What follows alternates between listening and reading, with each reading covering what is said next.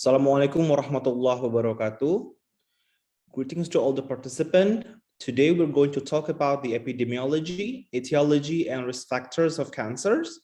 That this topic is really highlighted, and that we really like to, bring forward the cancer topics to the upstream media right now.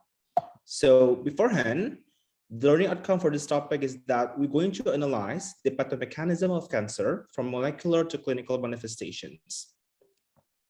So the outline are going to be very simple. First, we're going to talk about what is cancer. Second of all, we're going to talk about the cancer statistics. And then after all, we're going to discuss about the cancer disparities. And then the last one, we're going to discuss about the cancer preventions and also the early detections. So what is cancer actually? So the disease where abnormal cells divide without the control and are able to invade other tissues are so-called cancer.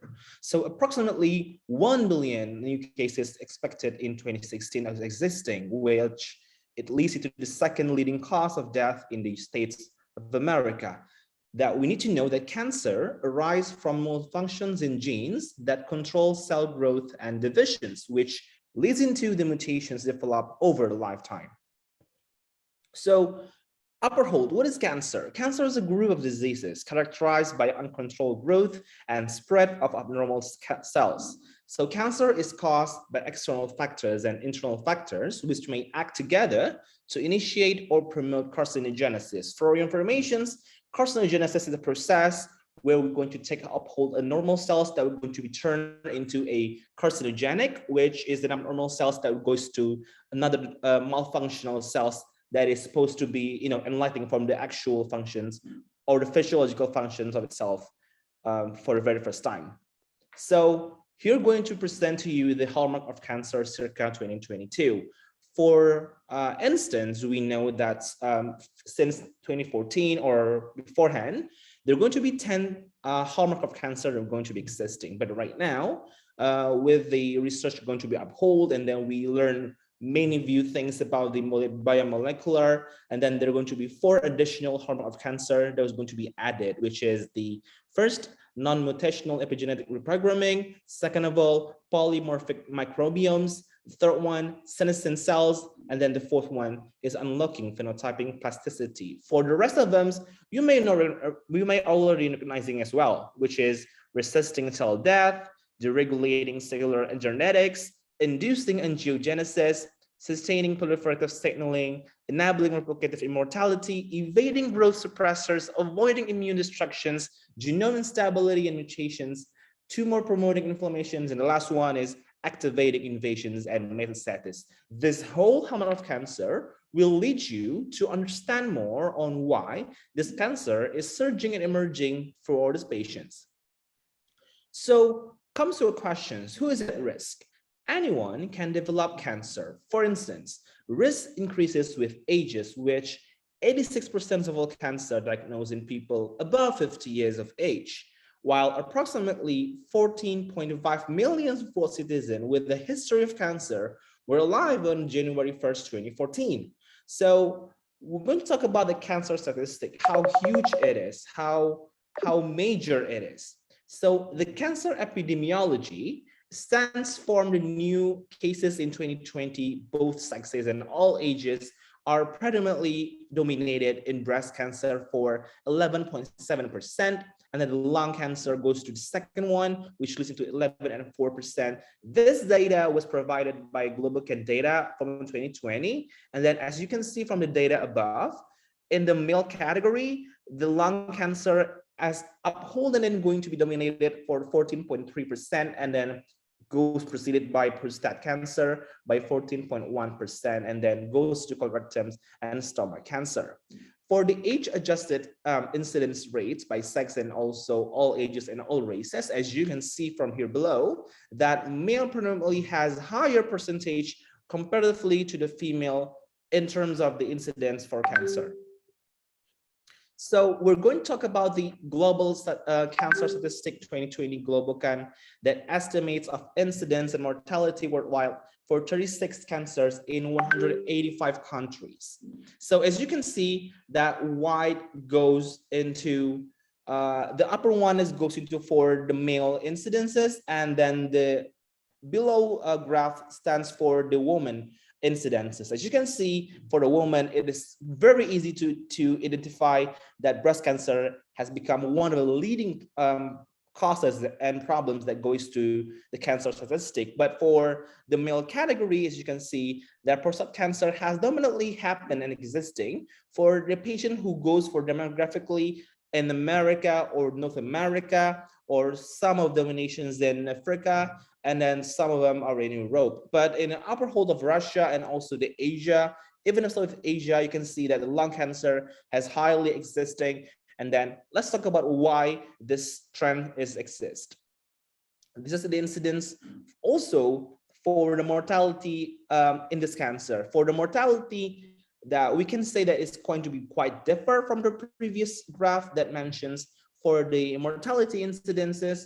Lung has become the most dominant reasons or the most dominant cause of death due to the cancer in the male category. And then the breast cancer has also become the leading problems and the leading causes of death and mortality for the woman in female category. So this is going to be explained as well. As you can see that I'm going to conclude this graph from the left side of your views that both female and males have higher incidence of cancer that's varying from female breast cancer, lung breast cancer, colorectal breast cancer, prostate, stomach, and else that is going to be quantified as well, and it is increasing year by year. So we're going to see about the age standardized world incidence rates per sex for top 10 cancers. I'm going to guide you from the view below.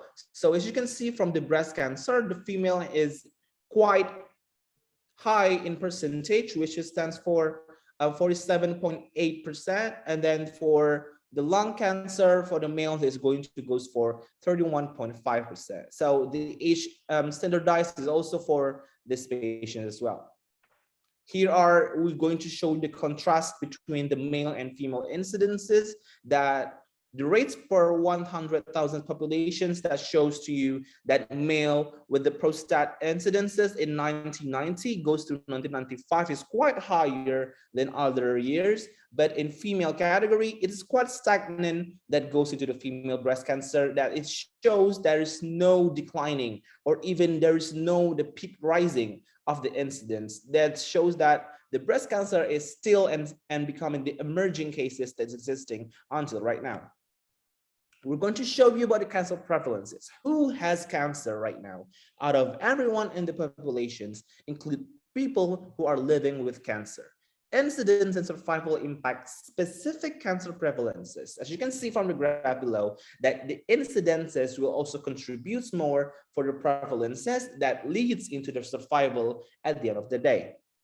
So we're going to estimate numbers of survivors for the top 10 most prevalent cancer. For prostate male cancer, the estimated number of survivors are quite higher, which is 43%, due to the fact that the development of a treatment, diagnostic, early treatments, and early identifications is quite higher for those states. And then for the female, for the breast cancer, even though it's going to be the highest incidences for the mortality, but due to the fact that noticing on the survival amount, it is quite high also. So there is nothing to be worried in terms of the effort in order to identify and treat for the certain types of cancer. We're going to show you this stage of diagnosis. So as you can see here, there are going to be 5 stages, but we're going to start with stage 0. So the stage 0 is a carcinoma in situ, and then for stage 1 is localized carcinoma. For stage 2 is a regional early locally advanced, and the stage 3 is regional late locally advanced, and the stage 4 is a distant metastasis. So what does it mean? So more localized means the better chance of benefiting from treatments, which rates of a late stage of distant cancer are tracked to monitor the impact of a cancer screening. So more cancer detected at early stages should means fewer detected at late stages. So us as clinicians tend to use the T and M staging, as you may be familiar with it. T stands for tumor, N stands for lymph node involvement, and the M stands for metastasis. Here I'm going to show you the stage distributions of the cancer site. As you can see that predominantly, even if in colon and rectum, pancreatic, lung and bronchus, cervix uteri, female breast cancer, and prostate breast cancer, dominantly most of them are in localized stages. And even if they're going to be proceeding into the next stages, it's going to be regional as well. But if we tend to do for the late screening or for those cases that hard to be identified at the early stages, for example, like pancreatic and lung and bronchus cancer, it goes for a distant stages.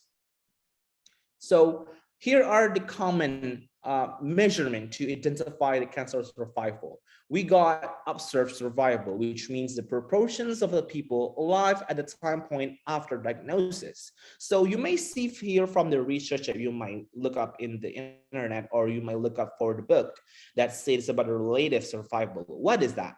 Relative survival is a probability of surviving by a given time. Usually we meant to say that a 5-year survival. So the percentage of the patients alive within a specific time period after diagnosis divided by the percentage of expected survivors if no cancer based on a normal life expectancy. As you can see that from this data below, that a 5 years relative survival from the cancer itself from 2005 to 2011 goes for 69% for all of the cases. So this is going to be happen due to the various factors influencing the survival in cancer. Now, let's move forward to the next topic, which is very interesting, the cancer disparities. Why some cancer existing in a male, why some cancer somehow emerging in a female category. Let's talk about this. So here are the cancer incidence based on the gender and also for the races. As you can see that the blue one, the blue navy one stands for the black female, and then the lighter blue one stands for the white female, the black one stands for black male, and then the gray one stands for the white male. Due to the fact that we're not going to be very racist, but it shows how whether disparities can happen and then can actually be differ in gender and also in different races. So here are the incidence and mortality that we're going to be shown as well. Quite similar from the previous slides, as you can see that in the age-adjusted mortality rates by race or ethnicity, that the Black or the African-American categories of the people tend to have a higher incidences of the mortality comparatively to another races due to plenty of factors such as genetic factors and lifestyle factors, and most of them that you can identify later on. So here are the breast cancer incidences by race. As you may see that the white female comparatively to the black female tend to have a higher incidences in the breast cancer comparatively to the mortality rates, which is quite not similar, while the black female tend to have the higher mortality rates comparatively to the white female. So here also the survival interval that the white or Hispanic or Caucasian people tend to have a higher survival interval comparatively to the African-American patients. So here are going to show you the disparities of the stage of diagnosis from colon and rectum, breast, pancreatic, lung, prostate, and cervix. As you may see that no matter what types of the cancer that are going to be presenting, the differ is always there. So therefore, these differences of this incidence may lead you to think, why does this happen, right? So after all, we're going to talk about the genetic and the factors that influencing the existing of these disparities. So health disparities are different in incidence, mortality, burden of diseases, preventions, or even treatments in specific groups. Causes of health disparities leads into the complex interactions of factors such as social factors, cultural, economic, environmental, and healthcare related. Groups to identify or examine cancer health disparities tend to be followed as if race or ethnicity, socioeconomic status, geographic region, and gender. For the race and ethnicity, the obstacles to receiving healthcare services is still become the major cause of why these disparities happen, including the cancer prevention, early detections, and good quality cancer treatments. As you can see that poverty tend to connecting very well with the race or ethnicity, that the percent of living below the poverty line is quite higher, and then the gap between the poverty line and then the rich one is tend to have a sort of a wide gap between these races. As you can see that 28% of the African Americans are living in the poverty line. Therefore, due to this poverty line, they cannot access the better healthcare services and leads into the lack of the cancer preventions and lack into the early detections and good quality cancer treatment. Moreover, we cannot deny the fact that the discrimination is still existing, and then the cultural or inherited factors such as those believe who don't want to trust so much into the medical institutions that is still going to be existing in our society after all. Next one, we're going to talk about the socioeconomic status.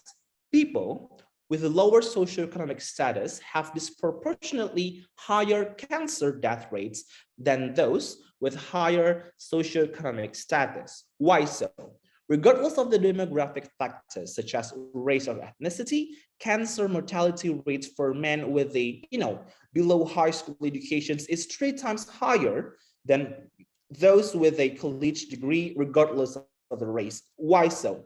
As you can see that with the lack of the educations or lack of the education status, lack of the exposure for the society and also for the community, it makes those people have no awareness or lack of information in order to achieve the goal to attend the cancer diagnosis or even the information regarding to the cancer prevention in the very first time. So here is going to be really connecting with the races itself. Geographically, as you can see that we only have obtained data in United States of America. As you can see that for those of the continents and also for the states, most of them are existing and quite similar between each district in America. Next one, we're going to talk about the cancer preventions and also the early detection. The cancer prevention goes into 2 types. First, non-modifiable risk factor. Second one is modifiable risk factor. We're going to talk about the non-modifiable risk factor first. There is 2 things that we need to be focused on. First of all is the ages. As I told you before in my early slides, that ages is currently having a significant correlations with the progressions of cancer due to the fact like the immune systems and the body condition tend to have a declining function from the young one. Therefore, it goes into the huge hole in order to make yourself getting those cancer cells to be existing in your body. Next one is the inherited genetic mutations, BRCA1 and BRCA2, and those genetic mutations are oftenly inherited from your family or even first degree of family, and then it goes into emerging cases whenever the lifestyle or even it triggered into another or carcinogenic factors in your life. The next one is modifiable risk factor. We're going to talk about the exercise, diet, and also for smoking. Exercising, even lack of exercising, means that you have lack of the hormones in your body, and then those fats will lead into the combine also transforming the fats into another proportion of the hormone, and then leads into never different comorbid diseases in yourself. Therefore, it will create a risk factor for cancer in the patients. Diet also for the fast food junkies, or even the diet that consisting with high profile of fat, or even the fast food junkies that goes for the using the same oil for plenty times. It has quite still become our problems, and yet again we need to identify that as well. The last one is smoking. Smoking has not become a trend, but it become a bad habit that goes emerging, and we cannot deny the fact that it's still existing in our society, and we need to tackle it down to the fact that lung cancer, as you can see from the data that I showed you before, is quite emerging. So let's give in this side of the slides about the primary prevention. We need those things. So there are two types of primary preventions. First of all is a preclinical phases. Second one is the clinical phase. The first one is a disease onset. What we can do. First of all, we can do about how to identify the diseases in the patients. As you can see that if you know that your parents or your first degree relative, your grandmother, your grandfather have a tendencies or even have a previous history with cancer, you may have to think twice and you may have to get the obligations to understand more that you have a higher risk comparatively to another normal populations in order to getting cancer. So from those awareness, it goes into the way you can easily track your symptoms. And then when the symptoms existing, you may able to identify it faster, and therefore you will get diagnosed with the clinicians quite sooner, therefore that we can start the treatment in the early stages of your cancer. Therefore, the possibilities for having a survival-free disease is quite higher than those who are identified in the late stages or the clinical phases and then start to the late treatment. So what else? We got chemoprevention, we got changing behaviors, we got prophylactic surgery, and also we have a screening that can help not only us as a patients, but also our family and our society. So the chemoprevention is talk about the use of drugs, vitamins, or other agents to try to reduce the risk or the delay to the development or recurrence of the cancer. As you can see, for the lung cancer, we tend to have to use the beta carotene, and then another one like the aspirin for colorectal cancer. For breast cancer, there's going to be a lot of different emerging new therapy or new drugs that are going to be targeted. And then therefore, these chemopreventions can be used in order to tackle down or even to make the risk become, quite declining comparative before you're not using the chemoprevention. Next one, smoking. 1/3 of all cancer caused by tobacco smoking and environmental tobacco smoke exposure. Not only you're the first smoker, even if you're the second-hand smoker, still got the same risk comparatively to another normal populations.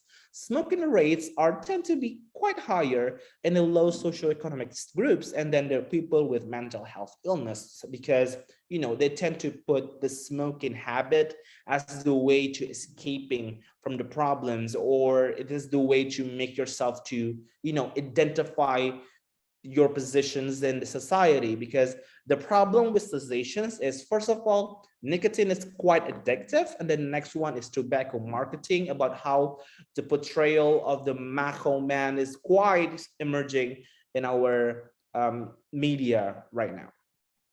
So the secondary prevention is for those who are already diagnosed or who are already got the symptoms in themselves. So what can we do? First of all, we can find a cancer at the earliest stage when it is easier to treat. We don't need another invasive treatment as well. In this early stages, we can do plenty of things in order to prevent the diseases to emerge into the different types of the worsening cases scenario that's going to be existing. The next one, there are biomarkers and screening to evaluate the treatments and also in order to diagnose the patients quite sooner. So the biomarkers is a molecule found in blood, other body fluids, or tissue that is a sign of a normal or abnormal process or of the conditions of disease, such as prostate-specific agents, as you may say, in prostate cancer, or in genetics that is circulating cancer cells DNA, and we're going to be collecting of different molecules. For screening, we got mammogram, colorectal cancer screening, lung cancer screening, and those. But you may need to think twice about the overdiagnosis, because this type of the examination tend to be used later when you're going to have a screening for the patients, and it has some quite few criteria in order which patient can be used for a mammogram and which patients can be used for another treatment or another examination, such as for the ultrasonographic or even the plain CT scans and such. So let's talk about the etiology of cancer. First, environmental factors, radiation, ionizing and non-ionizing, such as ultraviolet radiations that goes into the role of infections in the child, the mother, and also for the community. The parental occupations and socioeconomic status is also going to become the etiology of cancer. Drug-induced, the research showed that the diethyl boestrol or DES tend to have a quite similar risk to make or to initiate cancer in the patients. For the viral etiologies such as Burkitt lymphoma, Hodgkin diseases, or nasopharyngeal carcinoma, like Epstein-Barr virus, liver carcinoma, like hepatitis B, and Kaposi sarcoma, like HIV and HHV8. So the risk associated with the disease is quite emerging and in line with the lifestyle of the risk that is going to be done. As you can see here, it's quite easy to identify that tobacco is becoming the top cause of all cancer in both men and also for the woman. As for the woman, the overweight tend to become the second leading risk associated with the disease like cancer. And then for the male ones is a lack of fruits and vegetables. That is going to be later on discussed about the nutrition factors in cancer patients. So smoking tend to have, cigarettes contain 60 toxic chemicals. And then off of these chemicals, there are some known to damage a gene found in nucleus for every cells which is produced to prevent the likelihood of cancer cells developing. And this gene is called P53. So eating too many processed foods and drinks, it also become a problem. There are many chemicals used to preserve, color, sweeten, and emulsify food, which, if we overconsume, can increase potential risk of obtaining colon and even in some cases lung cancer. Even eating refined white flour can raise blood sugar levels, and therefore it will provide energy to the cancer cells to divide and to survive. The frequency of exercise has also become a problem. If you exercise frequently, fat level will reduce, as will stress levels, and blood pressures is also going to be reduced and going to affect homeostasis. Therefore, the amount of sugar in the blood will be less than before exercising. And to prevent breast cancer, exercise is a good way to doing so because it limits the amount of insulin produced, as insulin affects the development and behavior of breast. And if there is not enough insulin being in blood, breast cannot produce properly, therefore cancer will develop due to the damaged cells being produced. So we're going to talk about the elephant in the room. Are these factors correlations, or these factors are causal? So based on statistics, demonstrate that the positive changes in the lifestyle will decrease the likelihood of getting a disease by a certain amount. Therefore, this is going to be explained that these risk factors and the cancer incidence tend to have a huge significant correlations, and it will have backlashing causes, while that the positive changes in the lifestyle will also decreasing the likelihood or the risk or the probability of you getting a cancer. Thank you, and I really enjoyed this session with you, and thank you, and I hope you can absorb lots of different things from this session.